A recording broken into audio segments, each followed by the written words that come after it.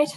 Hello, everybody. My name is Melanie Witherell, and I am one of the dementia advisors in the Belfast Trust area. So thank you so much for having me today. It's great to be here and to see all of you. There's a lot of faces coming up, so making me nervous. So yes, I'm just here today to do a general awareness on Alzheimer's and dementia. So hopefully this will be really helpful for you all, both professionally and personally as well. I know a lot of people out there have caregiving responsibilities. So hopefully today will help you in some way and maybe give you a pointer to where you can get the support that you might need as well. So as already said, yes, if you could just keep muted as well, just so there's no background noise. And then questions, we'll have questions at the end. So if you do have any questions, please do ask at the end, or if you want to just type them instead, that's fine. You can put them in the chat box, but I will look at them in the end, partly for time and partly because I always forget to check the chat box. So we'll take those at the end. So today we're going to look a little bit about what dementia is. We're going to look at the causes of dementia, the general symptoms of dementia, and we will also have a look at communication, which again will hopefully be helpful in your workplace, but also in your personal lives as well as you interact with people with dementia. And then I'll also give an overview of the services that Alzheimer Society have throughout Northern Ireland. And we'll give you the information, the contact details for all those as well, if they're helpful to you. So I'll just get started now. Okay, so here we are. So Alzheimer Society, we are here for everyone affected by dementia in Northern Ireland, England and Wales. So we find that too many people face dementia alone. And we want everyone affected by dementia to know that whoever you are and whatever you're going through, you can turn to us and find support. This can be through practical advice, emotional support and guidance for the best next step.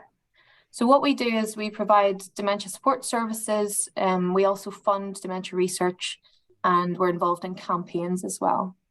So at Alzheimer Society, we're working towards a world where dementia no longer devastates lives. And we do this by giving help to those living with dementia today, providing hope for the future, and by funding the research into life-changing treatments. So what is dementia? So dementia is caused by diseases of the brain. People often think that dementia is a disease, but it's actually just a group of symptoms which are caused by different diseases that damage the brain. These symptoms get worse over time, and they can include memory loss, confusion, needing help with daily tasks, problems with language and understanding, and changes in behaviour. Dementia is a progressive. It's progressive, which means that the symptoms, they may be relatively mild at first, but they do get worse over time. People often think that dementia is a natural part of aging or associated with older people, like old people losing their memory and just forgetting things. But dementia is not actually a natural part of aging. It's caused when a disease damages nerve cells in the brain, and these nerve cells carry messages between different parts of the brain and the rest of the body. Sorry, my screen's just frozen a little bit. So as more nerve cells are damaged, the brain becomes less able to work properly. So dementia can be caused by many different diseases. And as already mentioned, these diseases affect the brain in different ways, and this can result in different types of dementia. So in the same way that any other organ can be damaged by disease, like kidney disease or liver disease, dementia is caused when those diseases actually physically damage the brain. So if you imagine that the brain is a collection of thousands of fairy lights, and each representing a memory, a skill, or a function of the brain. And now imagine that the dementia is causing some of those lights to either flicker, to dim, or to switch off completely. So for each person, this will happen in a different order and different lights will be affected. Dementia does not discriminate. It can affect anyone, regardless of age, regardless of gender, intellect, or social standing. And no two people will experience the same dementia journey. So even if they were diagnosed on the same day with the same type of dementia, it'll be a different journey for each one. So just like other diseases, a healthy lifestyle that features regular exercise, balanced diet, all the things that we know that are good for us, not smoking, they can all reduce your chance of developing dementia. So we always say that what's good for your heart is also good for your head.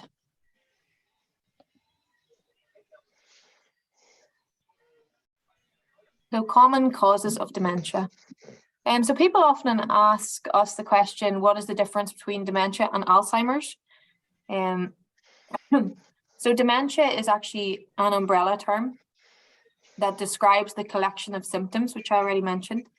And those can include like memory loss and mood changes and problems with communication.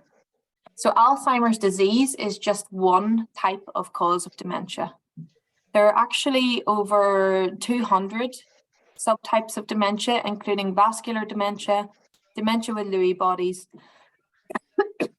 and frontotemporal dementia. I'm just going to briefly go through what each one of those are, and just so you have a general idea of what each type is, because they're the main ones that cause dementia, and it's just they sometimes affect the brain slightly differently. So Alzheimer's disease is the most common form of dementia and is a physical disease, as already mentioned, that affects the brain. So this occurs when plaques and tangles of protein build up in the brain, which leads to lost brain connections and the death of brain cells. Vascular dementia is the second most common form, and it's caused by problems in supply of blood to the brain. So the vascular system is responsible for pumping blood around our bodies, but when the blood vessels in our vascular system are diseased, this results in a lack of blood and oxygen reaching our brain cells. Sorry, I've just got a tickle in my throat, so I'm just going to have some water.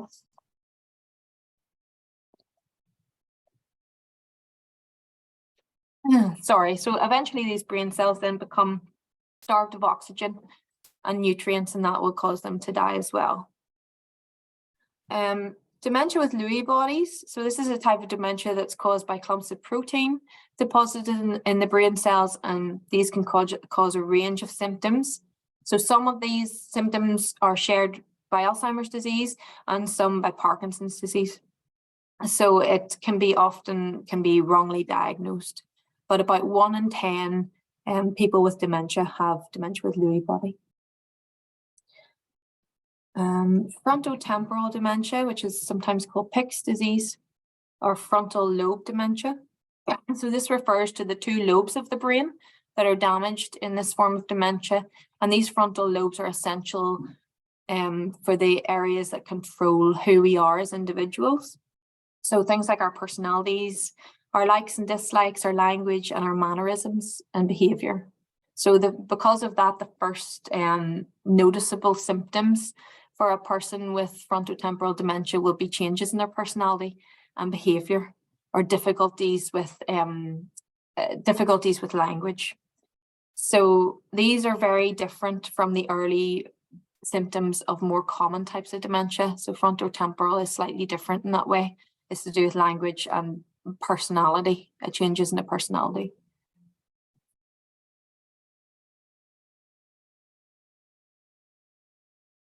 Sorry, so there we go. So dementia is more the memory loss.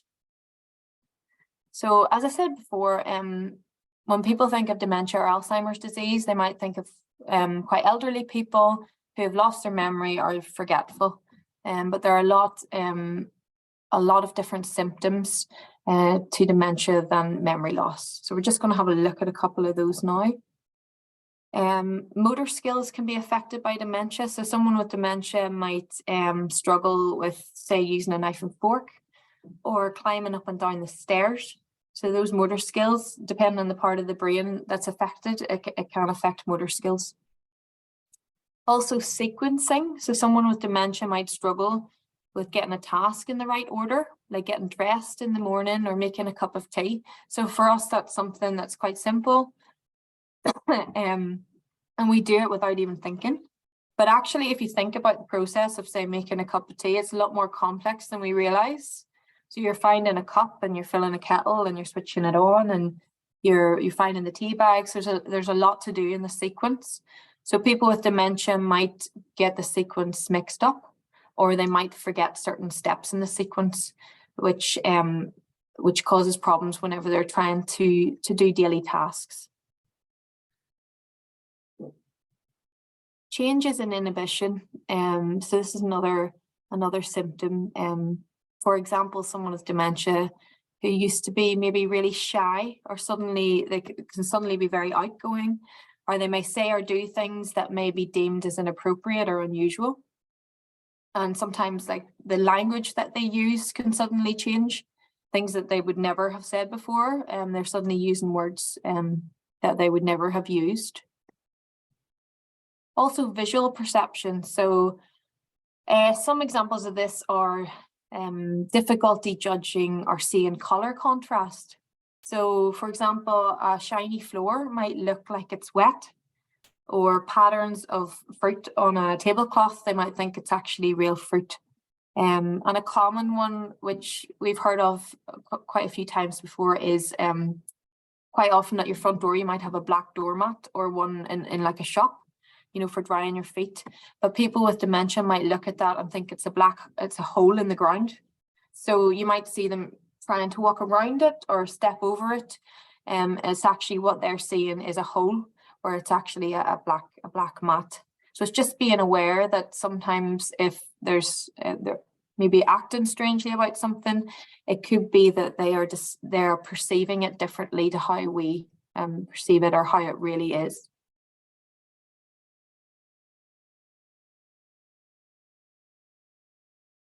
And just to mention as well about visual misperception, there is a difference between visual misperception and actual hallucinations. So some people with certain kind of dementia can have hallucinations, whereas visual perception is different to that. We'll talk about that again a bit later, but it's just to point out that there's a difference there. Sorry, communication. My screen keeps freezing. It's always when you're in the middle of something, isn't it? Okay, communication. So yes, a person with dementia may forget words or use the wrong words. So for example, they may call a dog a horse. They may also have problems filtering out background noise. So they may struggle with communication. Say you're in a room where the TV's on, or there's other people having a conversation in the background. That may cause communication problems. And they may also struggle to follow a conversation or misinterpret meaning of things. So a person with dementia can miss up to every fourth word of a sentence. So it's really important for us to allow a person time to process what we're saying. Again, we'll talk a bit more about communication a bit later, but that's just to touch on it now. And mood changes. This can be quite a big thing that happens as well, is mood changes or difficulties controlling emotions as well. So maybe a person with dementia can become unusually sad. They can become frightened of things that maybe they weren't ever frightened of before. They can become very angry or easily upset. They can also lose interest in things that they maybe would have had interest in before and become withdrawn. And they can lack in self-confidence as well. So it's not really possible to predict exactly how dementia will affect someone as it progresses. Everyone's experience will be different, depending partly on how the disease spreads through different parts of their brain. Not everyone will experience all of these symptoms, so it'll be different for everybody. Some people might experience everything, some people might not. It'll be different, just depends on the person. So personality, life experience, support and surroundings will affect how they deal with their symptoms as well, and in turn overall well-being. So having that support system in place is so important for overall well-being of a person with dementia, and for their caregivers as well and their family. The prevalence of dementia. So more than 900,000 people in the UK have dementia, with another person developing dementia every 3 minutes, and that's every 3 seconds worldwide. So it is fast growing. And 1 in 14 people over the age of 65 have dementia, and over the age of 80, that rises to 1 in 6. So 1 in 3 people born today will die with dementia, which is a very frightening, very sad fact. There are an estimated 22,000 people in Northern Ireland living with dementia, and as our population ages, these numbers are just going to increase. So that's making it more crucial than ever that we have those solid structures in place to support people affected by dementia. And I think it's set to be 27,000 by 2025. It's important to remember that dementia doesn't just impact, as I said before, the people living with the diseases that affect the brain, but also for their carers, their families, and their friends. All these groups of people need to be offered support and information in order to help them live well, help the person to live well with dementia, and also help friends and family to live well too. It affects everybody. Yeah, so just a bit in communication, as I said before, hopefully this will help you in your professional lives as you interact with people with dementia, and also personally. I'm sure there's a lot of you out there that might have family members with dementia, or might have friends, or things like that. So hopefully these tips will be helpful just for interacting and just keeping those relationships, just keeping them alive. And yeah, so sorry, I've just frozen again here. I'm just moving through it. There we go. So why is communicating important for a person with dementia? So good communication is an important part of living well after a diagnosis of dementia. It helps people with dementia to keep a sense of self. So just because someone has dementia, it doesn't stop them from being a person with likes and dislikes, just like all of us. It's also important because it sustains relationships. So relationships are important to everyone, and good communication with someone with dementia can help to sustain good relationships. And I suppose that ultimately helps to maintain quality of life as well. A recent study showed that the fear of how relationships might change was a barrier for people with dementia to get help, because they didn't want to talk about it. They didn't want to go to a medical professional. So when they first noticed the symptoms, it sort of prevented them from getting the help that they needed. And then it also helps people to maintain a quality of life as well. So even as communicating becomes more challenging, there are lots of ways to communicate meaningfully together. And we're just going to have a look at those now. I'm sorry, I'm aware I've got a cold, so I'm really hoping everybody can hear me okay. My voice is starting to creak a little bit, so hopefully we'll make it to the end okay. I'll just have another drink of water. Okay, so just communication tips. So listening. Ideas to support communicating with people with dementia. These will include listening, which is something that we all know. It's very simple.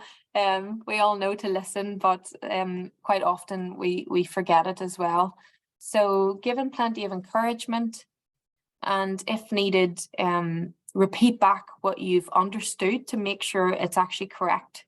So it's just giving that space for them to hear you, for you to hear them, and repeating back just to make sure you've understood what they're trying to say, especially if language has become a bit of a problem for them. Reducing distractions. So as I said before, turning off loud TVs, moving to a quieter area, just so there aren't those distractions and that they can focus in on what you're saying. And speaking clearly, so speak at a slower pace, speak clearly and calmly, using shorter sentences. Think about body language. Maintaining eye contact is a really good tip, and also making sure that your facial expressions match your message, because sometimes that can be confusing for someone with dementia if what you're saying and how you're expressing your face don't match. That will be a struggle for them to know what you're trying to say. And using aids as well. So you could use visual cues like written words and pictures or objects. If communication is very difficult for someone with dementia, or if they struggle verbally, you could use different ways of communicating as well. And then always, as we know, always treating the person with respect. Always treating them as a person and not as a person with dementia. Which is the same for any of us. We all want to be shown respect as an individual. So another example of helping someone live well is that if you understand that the person with dementia is experiencing difficulty with their perceptions, what I said before about seeing things differently, like seeing the mat on the ground as being a hole, just trying to be aware of those things. So if you know that your doormat is an issue, just move it away. Just being aware and trying to sort of come in and take away those barriers for them if you can spot them.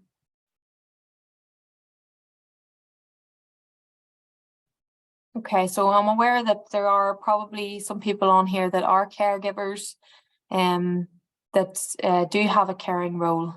And I just wanted to mention that a little bit today. And this is obviously a general talk, but we'll just touch on it a little bit.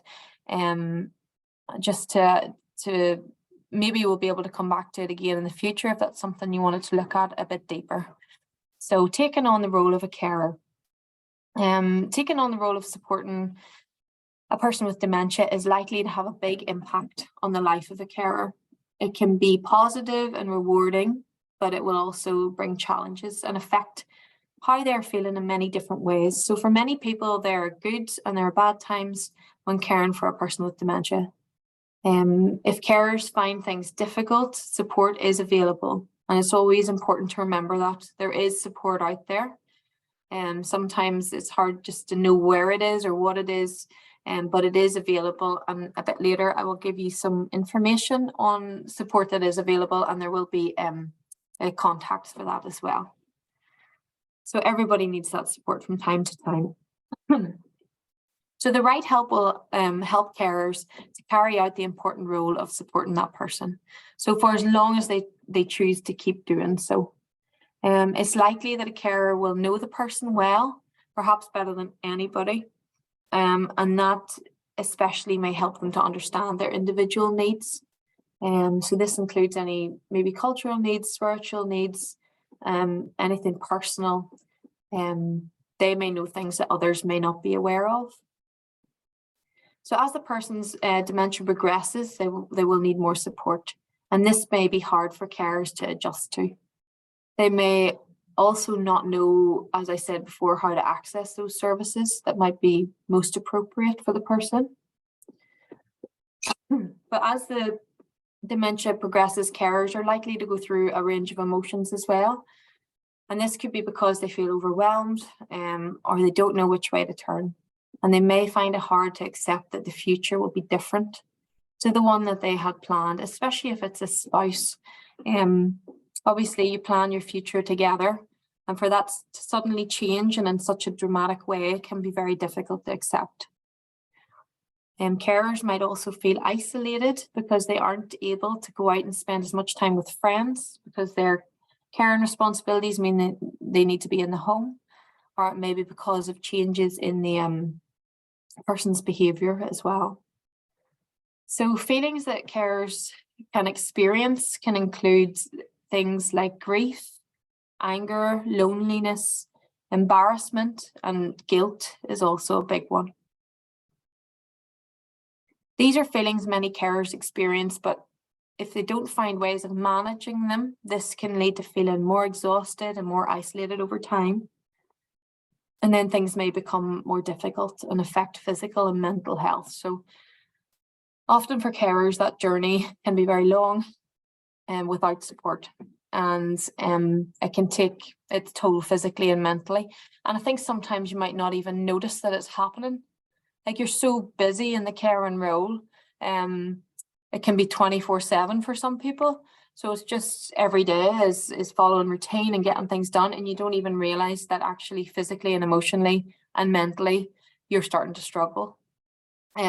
So it's just trying to spot those things, or if you have friend or family who's a caregiver, just being aware of them and making sure that they're okay. And if you feel that they're not, maybe pointing them in the direction of support. So understanding your feelings and what's causing them can obviously help to focus better on ways of coping. So just knowing what your feelings are and addressing them. I think sometimes we feel guilty for feeling guilty. Carers can often already feel guilty, and then they feel guilty that they feel guilty, you know, and these things sort of spiral. But it's just knowing that all of these emotions are completely normal, as awful as sometimes they might seem, and that support is there.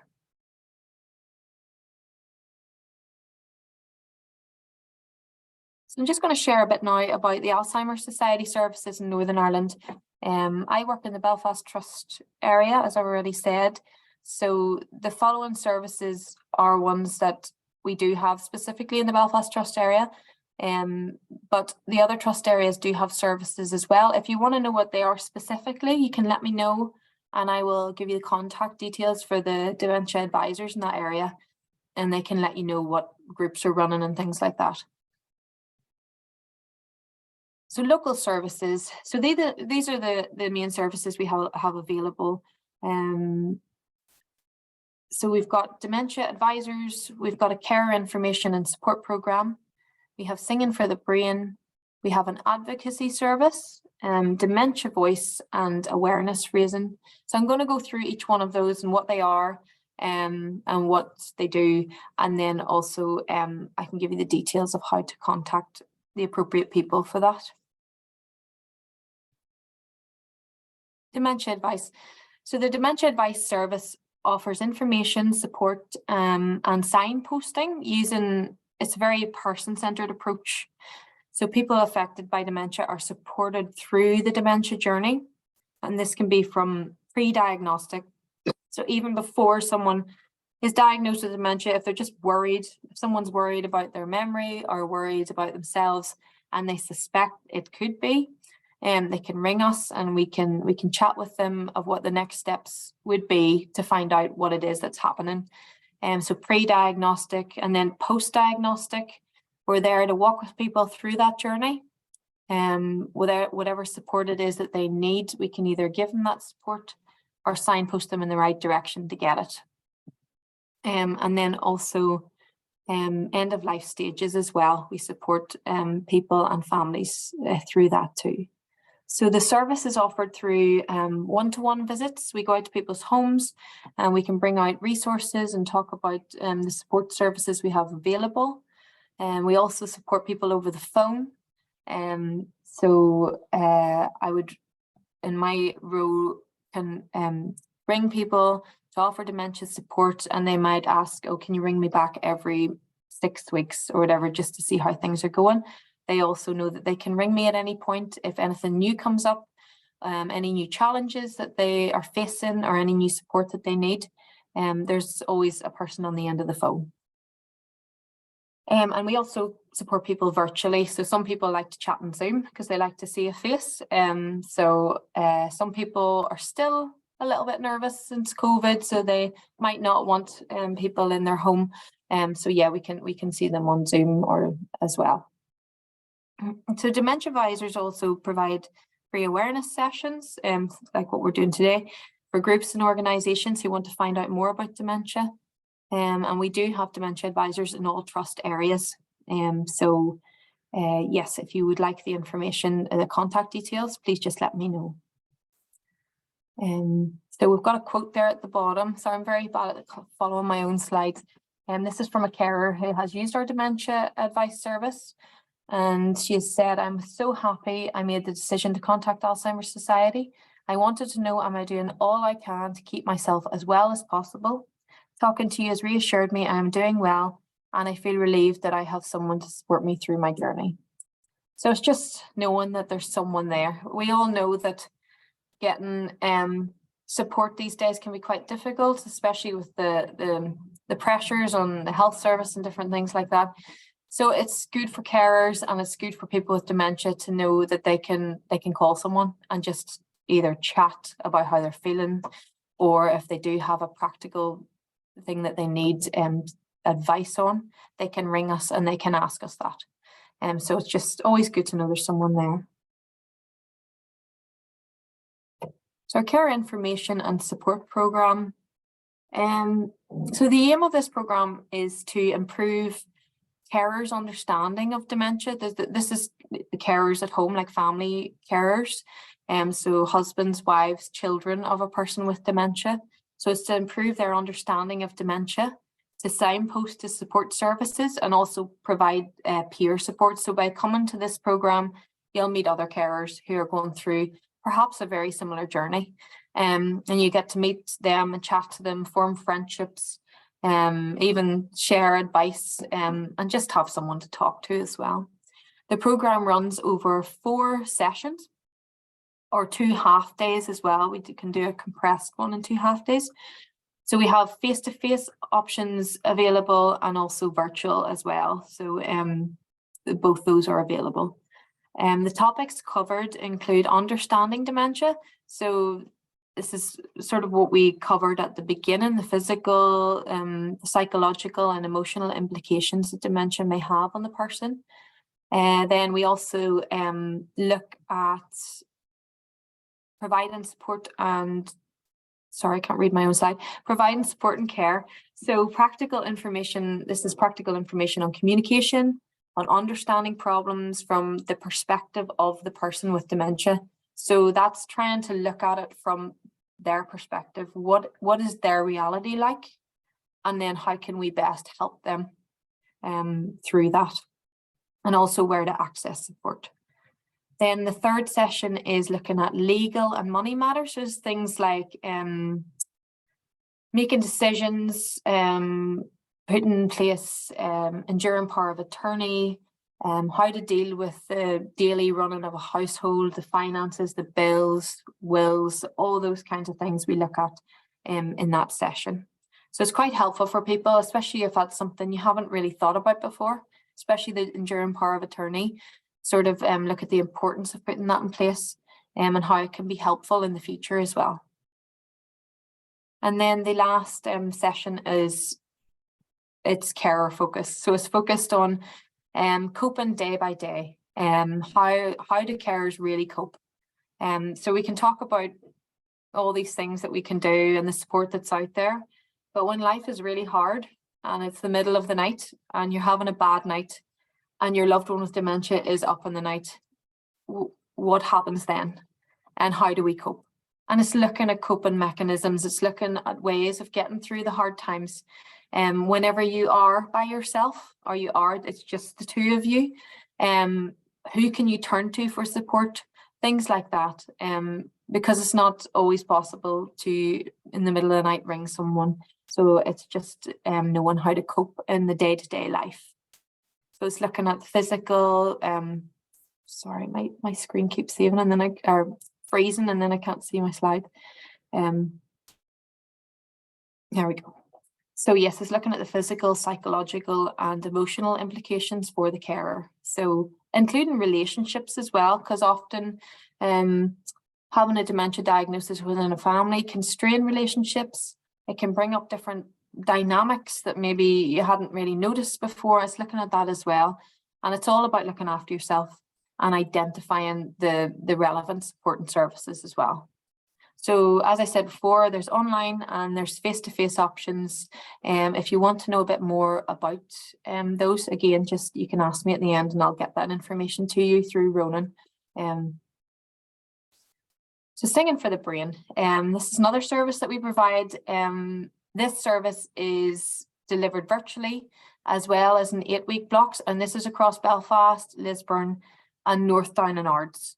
So Singing for the Brain brings people affected by dementia together to sing, obviously, a variety of songs they know and love in a fun and friendly environment. So the Singing for the Brain provides structured group sessions for people with dementia who they may wish to come by themselves, and they may wish to come with a carer. That's completely fine.